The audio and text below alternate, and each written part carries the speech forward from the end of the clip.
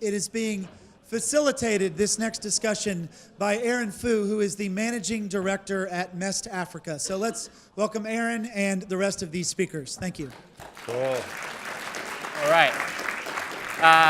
Thanks, Wes, and thanks, guys, for inviting me today. It's been such a great discussion.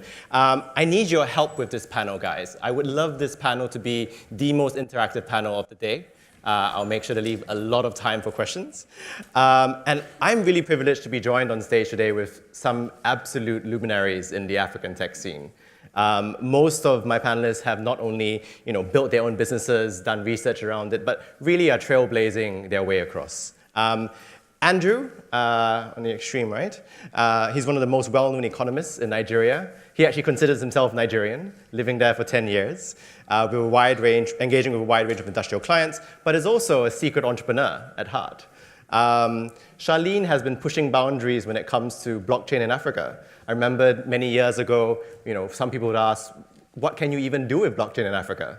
And BitPesa was there from the very, very start and has really grown to a very large Pan-African force. So really great to have you with us, Charlene. Erik, of course, needs no introduction. Erik Hersman is often quoted as being the father of the Kenyan startup ecosystem by founding the iHub. He's also a founder of BRCK, which has recently made some really great strides providing Wi-Fi all across the country. Carlijn, one day I'll get this right. Besides from being the most popular table at the employers' fair over lunch, she's a partner at Dalberg, has been living and working across Africa for 7 years, and has been deliberately morphing from role to role and from focus area to focus area to really understand how to create systemic change. So welcome, Carlijn. I want to start off by just sort of framing this idea of technology within the overall African growth story, right? There's been this idea that 2/3 of Africans already have access to a mobile phone, but many are still lacking basic water, reliable energy. Why are we even up here talking about technology when there's so much more pressing issues to look at? And this is sort of a broad opener, so I'm not sure anyone, please begin. Andrew. You want me to start? Yeah. First, thank you so much for being here to the Africa Business Alliance. Great pleasure for me to be here. I was at Oxford 36 years ago, in fact, so great pleasure to come back. Let me start out by just giving maybe an economic grounding for why the technology is so critical in all of this. So in the Nigerian context, we have 87 million people in absolute poverty. So if you think in the sub-Saharan context, we have over 200 million, 250 million people. It is mathematically impossible for Africans to get out of poverty without a private sector that's 10 to 15 times larger than what we saw today. And of course, you just listened to Ig talk about, obviously the public sector has a relationship to it, but it's not possible to get out of poverty without a much larger private sector. We had earlier in the day, we talked about the Africa Continental Free Trade Agreement. In 2050, there's basically going to be 3 poles of population, which are Africa, 2 billion, South Asia, 2 billion, East Asia, 2 billion. It is not possible to be prosperous unless Africa stops selling raw materials. Because if you're 2 billion people and you're selling raw materials, and raw materials are 5 to 10% of the value chain, then you're not going to be able to be wealthy or prosperous. And of course, who can Africans sell to? They're unlikely to sell into East Asia. They might sell a little bit into South Asia. The only way Africans will be prosperous are Africans selling to Africans. So that's a kind of context for all of that. Within that world of 2050, where we have 2 billion people, there are many, many sectors, including the most basic ones like water and food, where it is not physically possible to deliver, to provide these without technology. And let me give you 2 examples and stop. The first one, of course, is energy. Even if we did the maximum economic grid in Africa, which is difficult, in 2050 there would still be 600 million people that do not get power from the grid. So they need to produce their power in situ with a technology that works in situ. The second example is healthcare. We have 2 billion people in Africa. It is not feasible to have the Western model where you have 500 people per doctor, a certain number of nurses. You could not get that amount of manpower. You could not get it distributed unless we have some technology solution that includes remote sensing, that includes some type of AI, we can't deliver healthcare. So those are two examples that show to deliver the most basic things that we need to 2 billion people in Africa, we're going to need technology at the heart of it. Yeah. Yeah, I think you can extend that past. You can extend that past this healthcare. I mean, education is something we've delved in a little bit. You know, if you look across the continent, you've got a massive number of students. You know, the youth bulge, right? We have this youth bulge coming up. We already have a hard enough time doing education the way we've been doing it, which has its own issues. But we can't even keep up with that number if we don't apply some type of technological injection into it. Then it's not going to change very quickly, and it's not going to educate all the youth that are coming up. So I think there's multiple industries. You know, Aaron, we stand on enough stages together. You hear my pithy statement all the time, which is you can't have a 21st century economy without power and connectivity. Yep. Right. So all these other things are verticals that sit on top of those two foundational pieces. And you know, I think while often in the West, people get very paternalistic about, oh, how about water, how about healthcare, all this other stuff, right? You know, Africans themselves need to make a decision on what they want and drive for that. And if one of the things that they need first is power and connectivity, then, you know, then they need to drive that discussion. Sure, sure. So I think it's important to recognize that business in Africa definitely needs the basics before you even get to technology, which I see personally as an enabler rather than a solution in and of itself. So we've talked a lot today about how there's so many amazing natural resources across the continent, and there's amazing human capital as well. There's a long way to go in terms of kind of basic infrastructure, the roads. So if you're a landlocked country, getting your goods out to port is difficult. Without having electricity and internet connectivity, it's hard to do business. You know, we started our business in Kenya, and one of the inspirations for what we did was looking at the power of mobile money.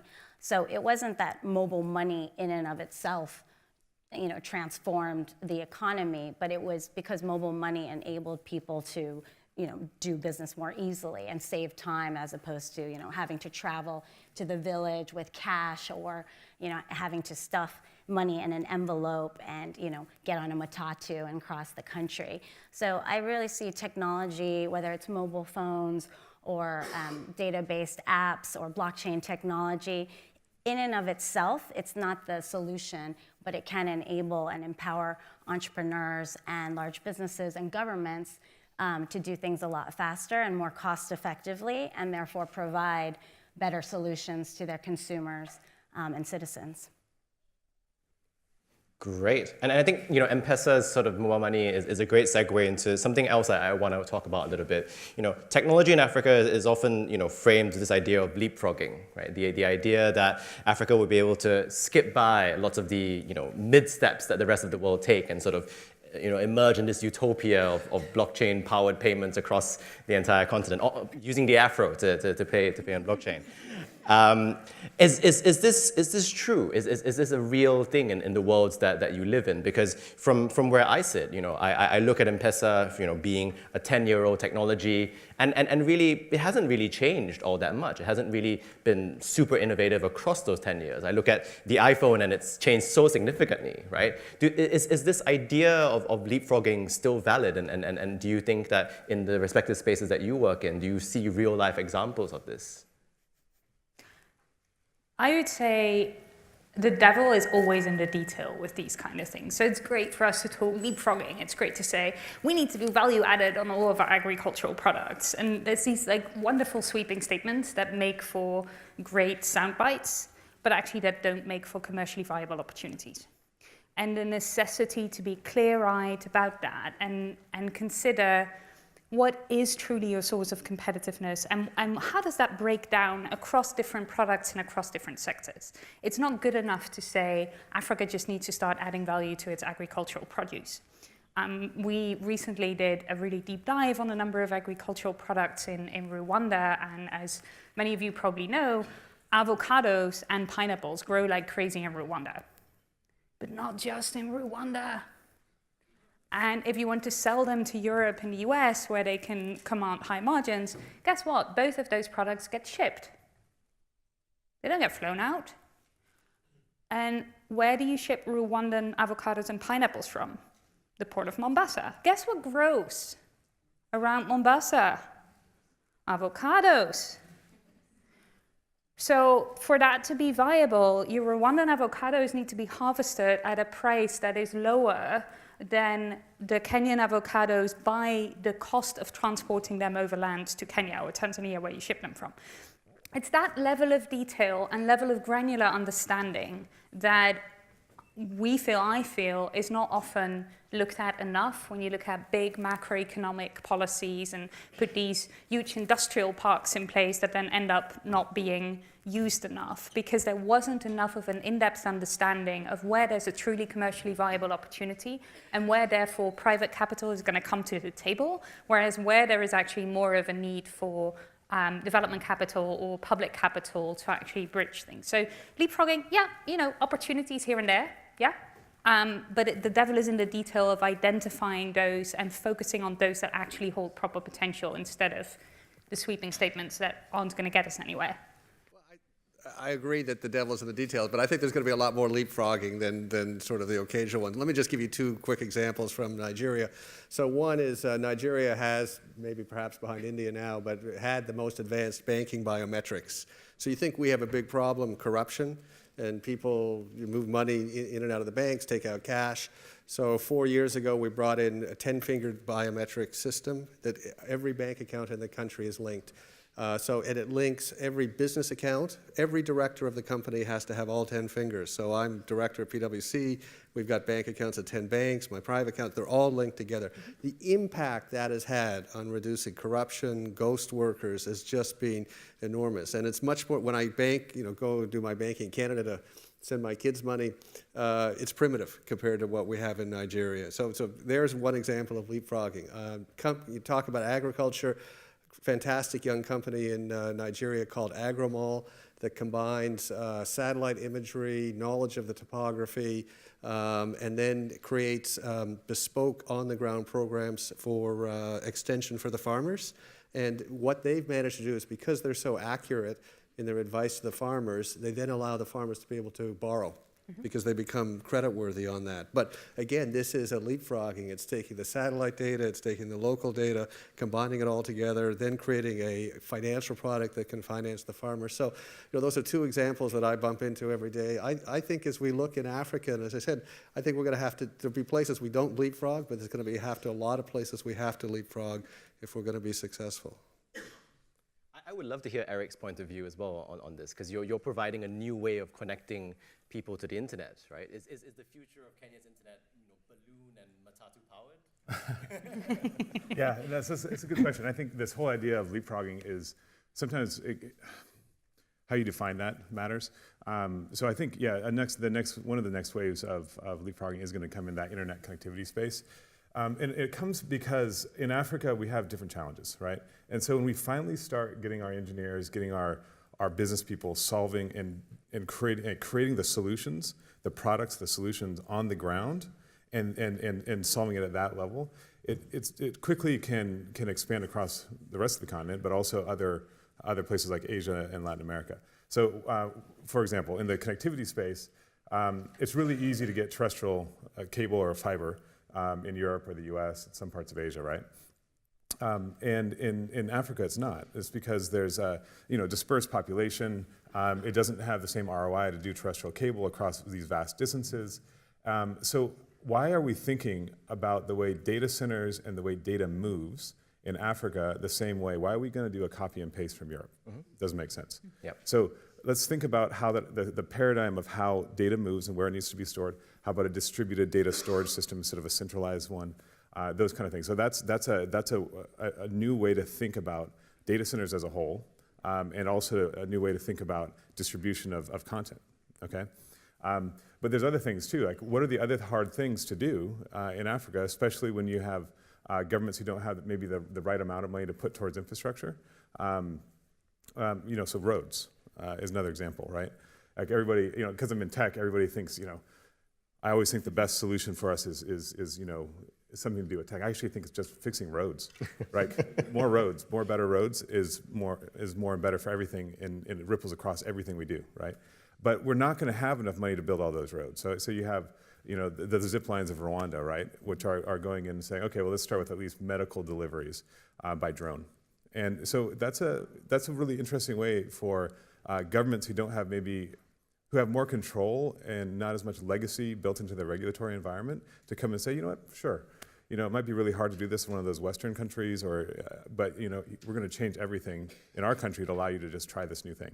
And so I think leapfrogging will come and will continue to come in Africa at a pretty rapid pace around areas that are high cost to get involved in today, and with lower cost technology options that actually are a real paradigm shift in the way people think. Yep.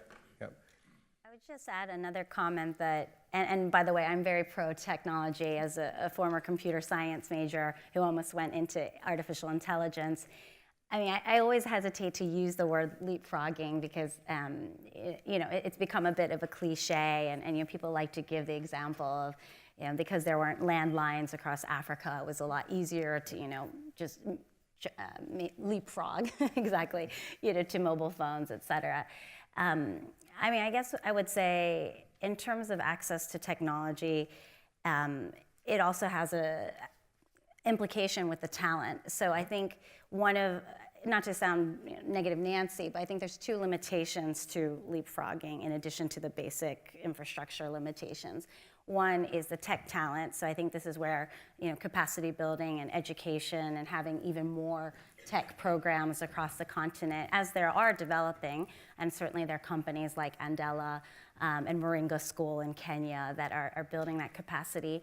And then we've talked a little bit about regulation today. So I think in some environments, and we work across about 10 different markets on the continent, there are some countries where it's easier to quote unquote leapfrog and use unproven, unregulated technology, and then other markets, it's very hard to. One of those is blockchain technology, with cryptocurrency being a subset of that. So I think those are a couple of the other constraints, but I think if we address some of those challenges, there's so much potential.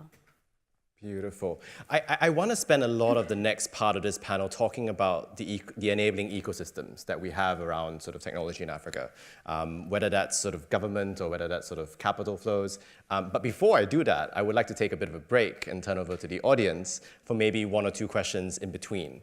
Like I said, I do want to try and be the most interactive panel this today. So please. Sounds like you've got a big enough voice. Let's go.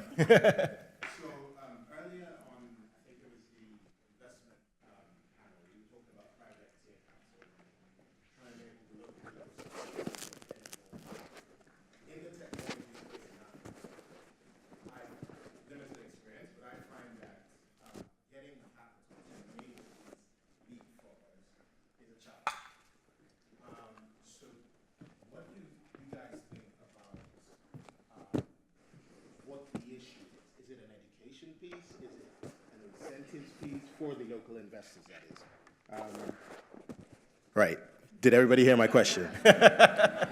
So the question is, from an investment perspective, for the technology or innovation perspective, ecosystem in Africa, to enable these so-called leapfroggers, do we need to educate local investors more about the transformative effects of technology, and do we need to incentivize them? So, for instance, in the UK, you have SEIS, you have EIS, and all sorts of tax breaks. In the US, you have similar, etc.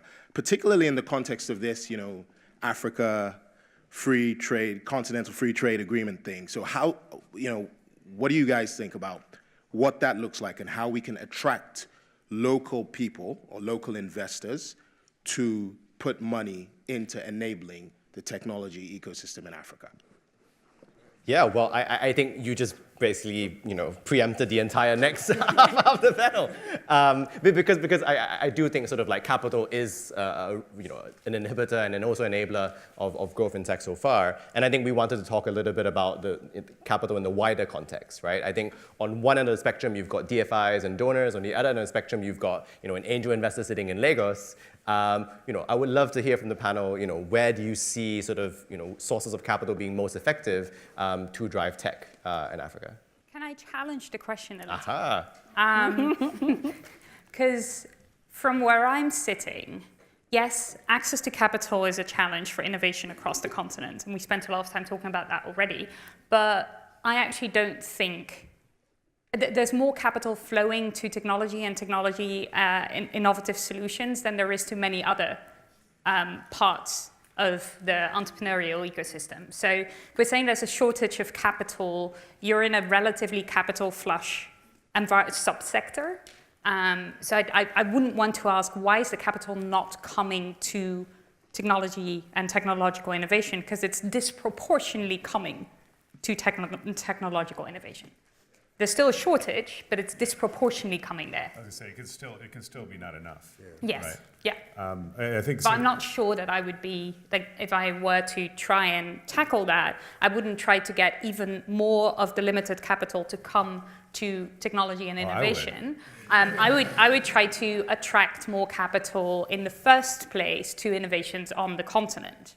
Because if you just, in an environment where there's shortage, where you're already taking a bigger portion of the pie, attracting more capital to you, it's going to come at the expense of something else that also needs investment. I don't think it's a zero-sum game, though. I think there's more money that's sitting on the sidelines that Yes. isn't coming in. Yes. So some of that Yeah. non-tech stuff, and the problems we have with capital aren't just about the amount, No. or the sector even Yeah. sometimes. It's also about the premium we pay. Like, I have to raise capital myself for my business, right? And if I have to raise it in Africa, I pay a premium. If I have to raise it in the States, I would pay a premium, but it's still cheaper though. Thank God, right? So those of us who can, we do go Yeah. overseas to get that money, right? There's a host of challenges built into that big bucket question you asked, by the way, right? Which is what you're seeing here. Yeah. But there is definitely still a lack of capital across all sectors.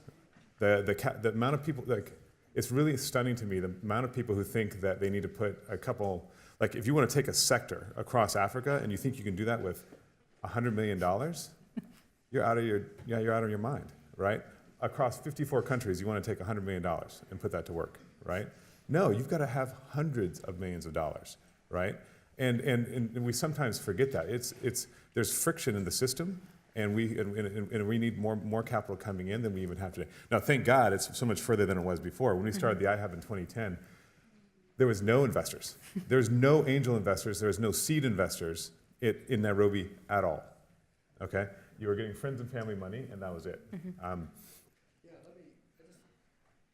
want the audience to understand the scale of the issue here, okay? So I think AFDB came out and said that this year's growth, GDP per capita, is going to be 3.4% per year, 3.4% this year.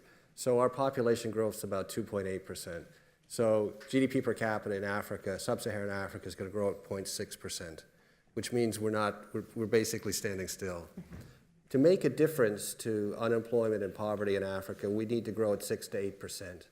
To grow at 7%, we need to have between 26 and 28% of GDP in gross capital formation, just the technical economist term. I mean, you invest, if it's invested poorly, it's wasted, you don't get anything, but assuming it's invested properly, that's the level of investment.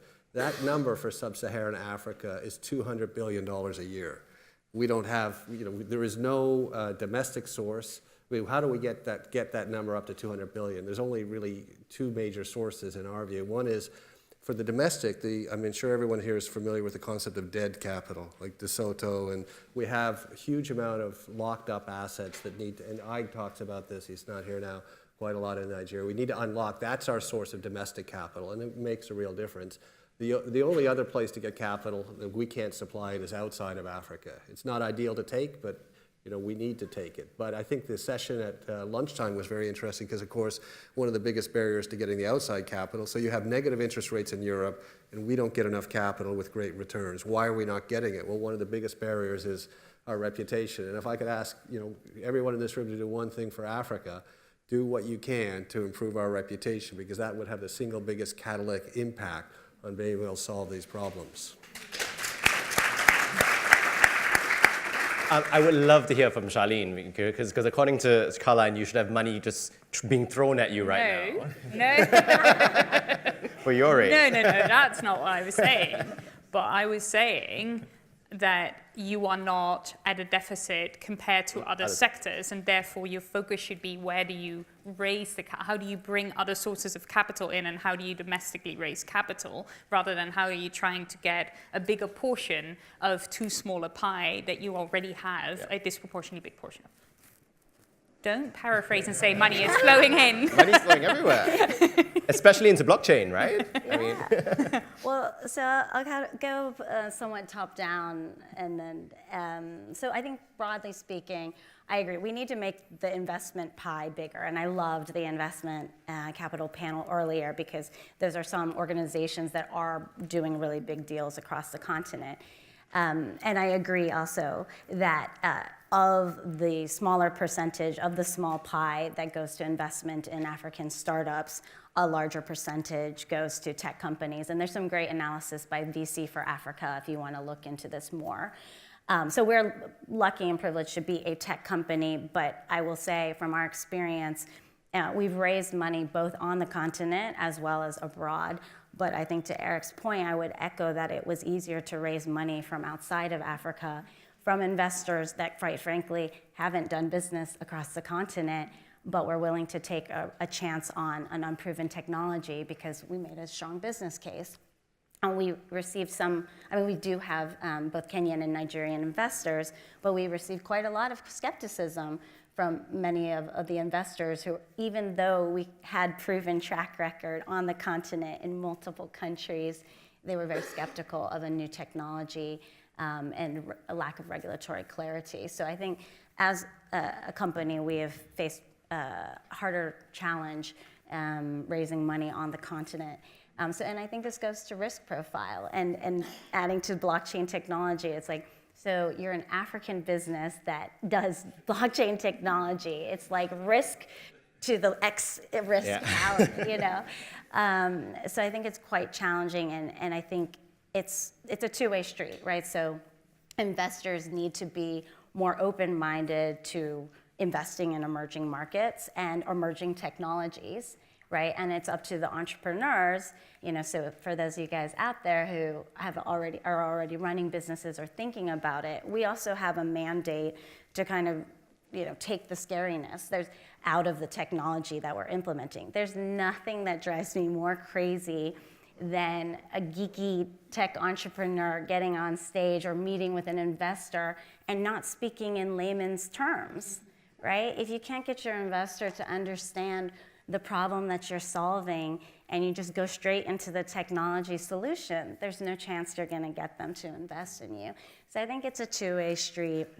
And whether it's blockchain technology or machine learning or mesh networking, you know, it's about really communicating what is the problem that you're trying to solve and how does your solution actually address that problem, and how is this not technology looking for a problem to solve?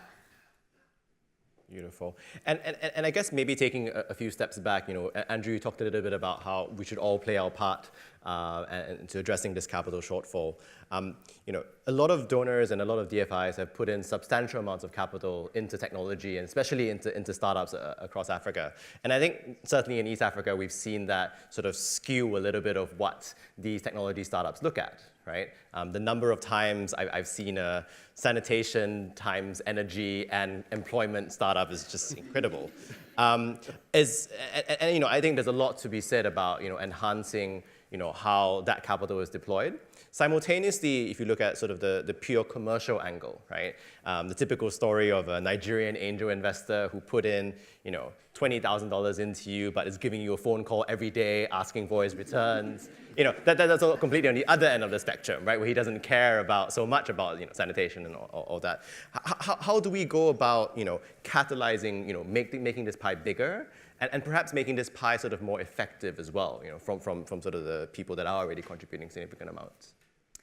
Yeah, so I come back to what I said earlier about sort of really understanding your source of competitiveness and understanding the viability of your underlying business case.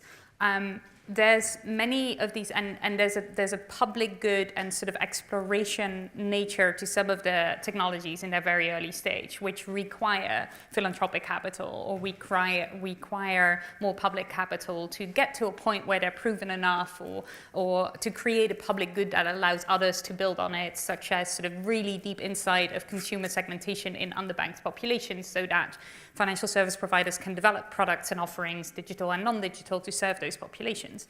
However, often those making the choices to deploy that capital early on aren't informed enough and aren't clear-eyed enough about the potential further down the line, and therefore invest that capital in things that may not hold enough of a commercial business case without realizing that. And then you get the debate that donors have a lot where they say, we want to be catalytic and we want to unlock this.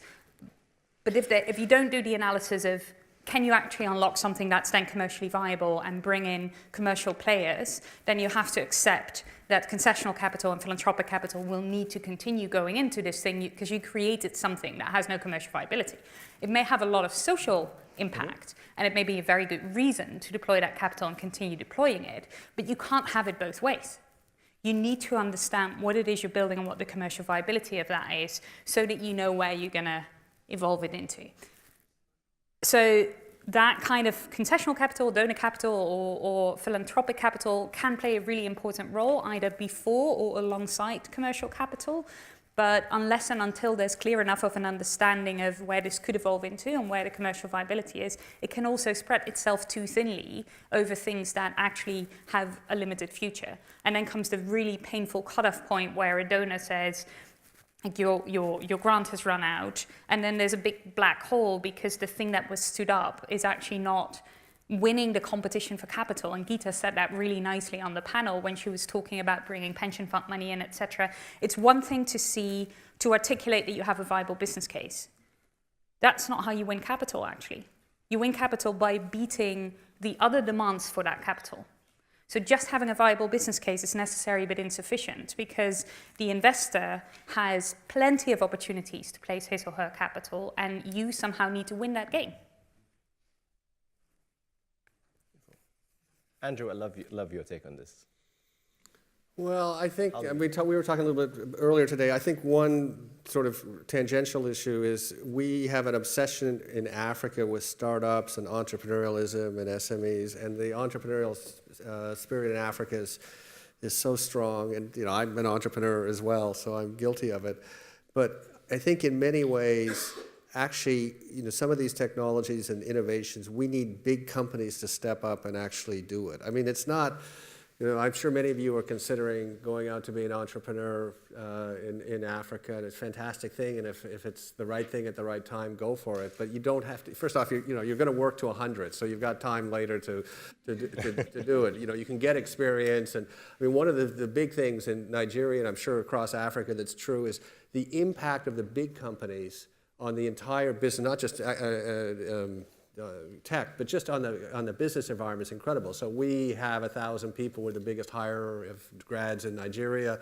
I was at an event this week at Citibank. The impact of Citibank Nigeria on the economy is incredible because of the people who have been trained there. So I would like to see actually more thinking of the biggest companies on how to deploy technologies, because to expect this, you have a small startup, they have some idea, it may work somewhere else, they want to bring it here, they've got to raise capital, social capital, they don't know about all of these things that you're asking them to do is, I think, too much. And also, people go on and keep talking about the SMEs creating the most jobs. The reason they create the jobs is because the big companies are not creating enough jobs. It's not by choice that people necessarily want to have a very difficult or uncertain kind of livelihood. If we have big African champions, they then create ecosystems that you get SMEs that all work without it. But in many cases, they're the only ones that have got sufficient resources to drive through some of these technological innovations on that. So I'd like us to think about what role the big companies can play more than just the one individual with a good idea. Sure. We're putting all this pressure on this individual to make Africa transform. And I'd love to hear from the rest of the panel on this as well. Do the big companies in Africa actually get technology and how to use it effectively and how to work with it? Because I haven't seen a whole bunch of those examples just yet. I think there's a bunch of bright people working at these big companies who can, I mean, they go to school places like this, and then they go there, and they're operationally excellent. They're really good at running their company, but they're also part of an incumbent who his value is based on being defensive and not offensive. So they tend to not want innovation. Like most big companies actually don't want innovation. They say they want innovation, but they actually don't want innovation because that means they Just enough to stay incumbent. yeah, just enough to stay there. They want to block Enough everything innovation. else out, No, right? yeah. And so you know, I think we need the small guys out there kind of building new things, and they need support. And one of the biggest gaps is the public support, so the government support of those companies. That's missing almost everywhere. But how do you inject now? If there's something that I think would be interesting in that, and Andrew, if you have a better way to do this, I'm all ears. I think it's how do you get the smaller companies who have really interesting ideas to get injected into the bigger ones? So in the U.S., the way that's handled is acquisition, and then you either get it killed off or you get it injected into the DNA of the company, right? And that's a leadership problem usually in that large company. But even those large companies are still fairly young, right? The ones who are doing a lot of that, well, not all of them, I guess. But it's, you know, I maybe this is just because of my background too, being a startup guy and being a founder and a builder, is I've worked with these large companies in East Africa, and it is unreal. Okay, I'll give you one story. So we were working with a very large bank, to be unnamed, and we had to get the mobile screen portal, you know, for their new service approved. That took a week and 11 signatures, all the way to the board, to have them decide that yes, we're going to change the screen to this. Just a week? That's pretty fast. It's amazing. That was with the CEO pushing on it, right? You know, like it's that kind of bureaucracy that gets in the way of this growth. Right, and so I think there's a few good examples of big companies who have done some stuff, but it's very rare, and that's just by the nature of that organization's DNA. It's hard for them to actually push something new. Charlene, please. It's interesting to hear both I'm sitting between startup guy, and I know you're an entrepreneur as well, but representing corporate, and I also came from Deloitte Consulting, pre-MBA in the States. So, I've also been in the private sector side, working with Fortune 500 companies, and then going to, being employee number 2 at the small company in Africa. I do think there's a role for the private sector, and big companies like when I was working in agriculture in East Africa, seeing the impact of companies like Nestle and Unilever. Coca-Cola is the classic stereotypical example. The distribution that those FMCG companies can make across Africa far exceeds what a small startup in one country in Africa can do. So I think there's a role for every piece of the value chain. So there's certain things that, and going to the banking sector, BitPesa has never wanted to be a bank. We rely on banks to be what they do best, which is custodians of funds. What we're trying to disintermediate is cross-border transfers and the reliance on SWIFT and the US dollar as an intermediary currency. That we're convinced we can do better than a Citibank. And we do. But we're never going to be holding $1 trillion in funds. But are we the kind of company that would be beneficial to a Pan-African bank? Yes. And I attended a really great talk by the head of digital banking at Barclays.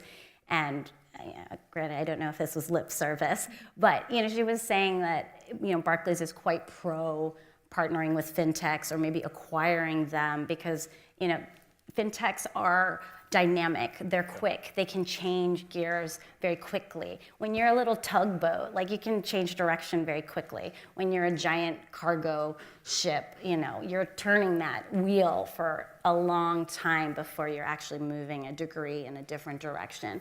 So I think it is important, and it's not rocket science. There are things that startups are better positioned to do, and then there are things that big companies are better positioned to do. I think we are starting to see some collaboration, talking about bridging the ecosystem, but I think there's sort of a missing middle right? So there's a lot of talk and buzz, and there's dozens of incubators and accelerators that focus on early stage startups across the continent. And so there's amazing ones like iHub, is a great example of a place where innovation is born. Then, as we heard earlier today, you got PE, investments coming in. But what happens to those businesses that are neither startup nor PE level deal size? So I think there's also in the ecosystem, there's a missing middle for kind of a scale up, which I would define as, not necessarily by revenue, but maybe like you've exceeded 50 to 75 people, but you're not like a 500 to 5,000 person company. There's actually very few investors that deal with Series A, Series B, hence having to go back out for that bridge capital. Yeah, but I do think we're on the path towards getting more of those scale-ups up there. It's interesting, the big celebrations in sort of the Kenyan or sort of the African raises recently have been $10 million, $20 million raises. But when I get to Silicon Valley and speak to the Y Combinator guys, they're like, well, that's kind of like a small angel round, right? And then we're sort of celebrating that as sort of the top tier of raises, right? I'm failing horribly at being the most interactive panel. I do apologize. So I do want to push this back to the audience again for any questions. The box going around, maybe let's start in the center over there, and then I'll come to you. Yep. Watch out, big, orange.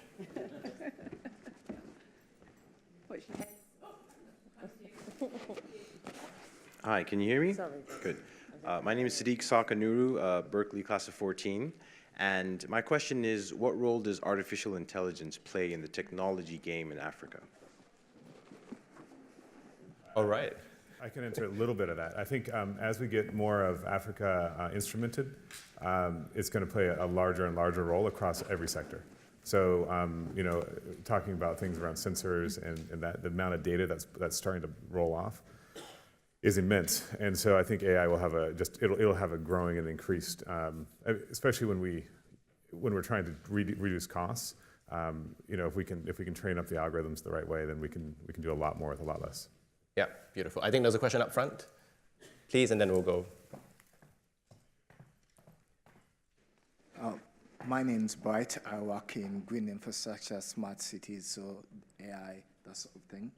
Now, my question is with regards to what we've talked about with roles of government, roles of the private sector, and my question is with regards to the different roles that we're talking about. You're saying the big multinationals have their place, the small startups have their role, and what is government's role? In particular, I'd give you a small example. A few months ago, I wanted to buy something for people in the village, and I asked them, what shall I get you? I'm coming back home. And they told us, just buy us internet bundles.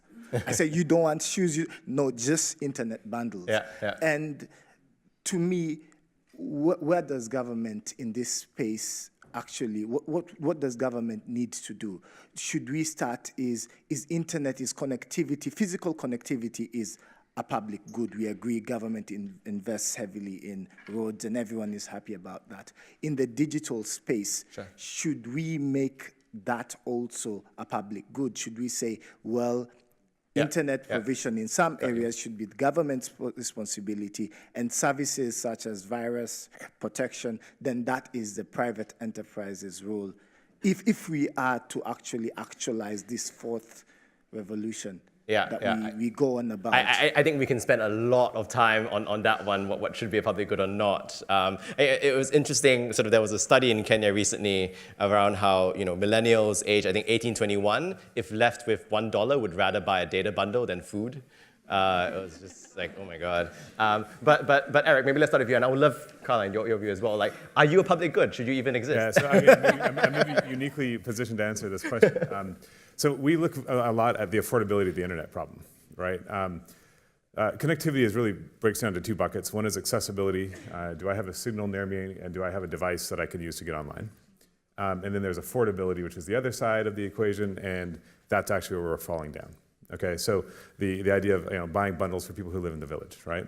I don't think this should be let me rephrase that. For most governments, I don't think that should be their burden. I think that there's a private sector way to answer this question, and there's models that companies like ours are putting in place at BRCK to do that. I think there's a way but this is where we go back to that leapfrogging question early on, which is like, okay, but let's think differently about it. We have an opportunity here with more of a blank slate to actually come back and say, okay, if the business model if we need to have free internet for the consumer, and we do, by the way, because the numbers across the continent are staggering, which is about any country you go into, it's an 80-20 rule, where people who already have devices, so they already have smartphones, 80% of them cannot connect to the internet regularly, okay? That's crazy, right? They already have the devices, they already have the signal around them. So if we're gonna change that, how do we think about providing the internet for free? What's the business model for free? Because it's not free. The internet costs something, right? Who's gonna pay? Well, it doesn't have to be the government either. There's also other private sector that can come in and do different things on that. So in our case, we charge them for caching and compute at the edge. We charge them for digital engagement with our users, all that kind of stuff, right? There's different ways to think about this that the private sector can solve. Yep. And public sector can do things like provide subsidies, tax windows that allow you to do different things. And you know what? They can copy and paste some of those from other countries around the world. There's plenty of opportunities there, but by and large, our governments are too short-sighted and think about collecting money up front too much instead of long-term, that we get crazy, licensing agreements with for spectrum in Kenya. It's like $25 million for the 700 megahertz LTE spectrum. Like, who the hell's gonna pay that, right? They're not thinking long-term on how to get that revenue. Anyway, a lot of stuff, but I don't think the government's the answer. I do want to get to more questions, so you had one, and then we'll go out the back. Oops. So just right. Thank you. These are hilarious. Thank you. My name is Mohammed. Sorry, I have to hold it closer? Yeah. Okay. Okay. Even closer. Yeah. You're loving this. My name is Mohammed Lashan. I work for an economic development consulting firm called Oxcon. I had a question that sort of bridges the conversation that we're having earlier during lunch, actually, which connects to the morning, which was more macro. So I'm a strong believer that there's no such thing as when we're talking about tech businesses, there's no such thing as a non-tech business. Everything is tech to some degree, right? And we continue, and when I say we, I mean looking a lot at on the investor side, but also on the incubator side, which I've known a little bit in North Africa. We continue to have that distinction between tech businesses and non-tech businesses, even though they're tech-enabled.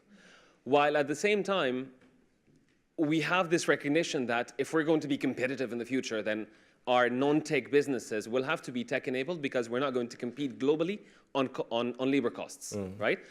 So consequently, there's a gap that needs to be bridged here between the tech investment community, shall we say, and incubators, all of that, and the non-tech businesses that are technology-enabled.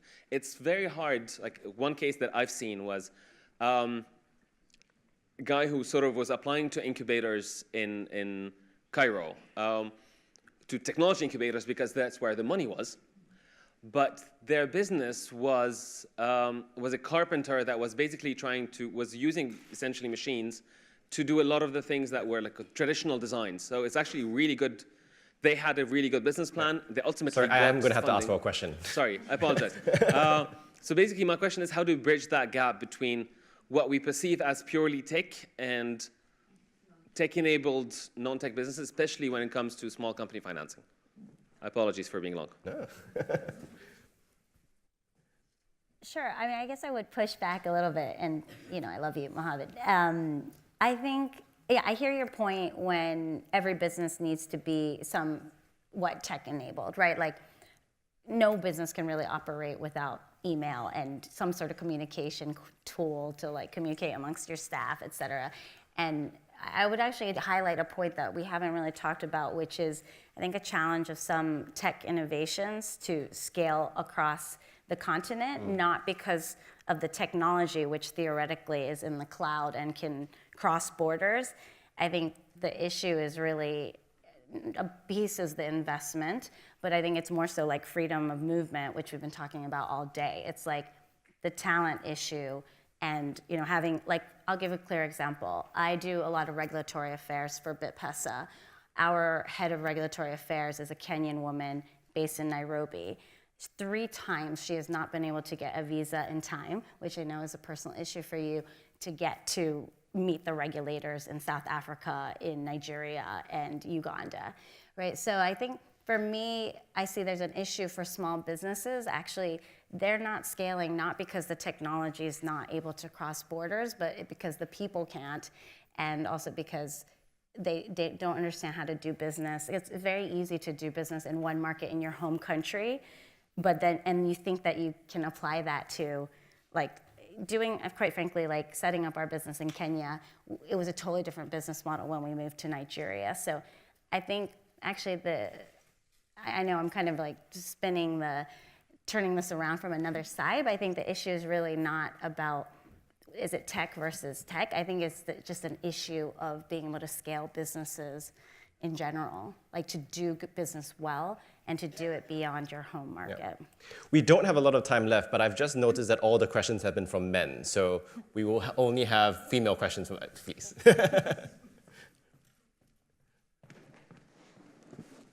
Hi, I'll try and be quick. My question is... Could you hold it up closer? Sorry. Sorry. Thank you. Hi, so I'll try and be quick with my question. So my question is regarding rapid technological development in Africa and how we can deal with the challenge of that development alongside infrastructural development. And now to clarify that, I'll just give a quick example. For instance, in my home country, we have 4G internet with optic fiber networks, but we're also still in the process of road construction around the country. Now, the unfortunate thing is because of the road construction, there tends to be interference with those optic fiber networks, which cause network problems with the national networks. So I wanted to know how we tackle those kind of challenges in developing economies. Can you build roads and fiber at the same time? Or just put balloons in here. I think that just is, my answer to that one is these are a lot of times the logistics between bureaucracies getting in the way with each other, and so you end up, one of them runs over the other one at some point, and I don't think that's a tech problem. I think it's just a organization and management problem. Yep. Can I just Please. comment here on this? How many people here are from Nigeria? So, Basically a Nigerian conference. So, no, it's great. Did we bring Two-Face for this after party tonight? I mean, I think that, one of the things that I think we should be maybe more honest about ourselves, because we all know this in Africa, certainly in Nigeria. I mean, Nigeria, is there press here or not? I don't know. Is it being live streamed? Yes. Okay.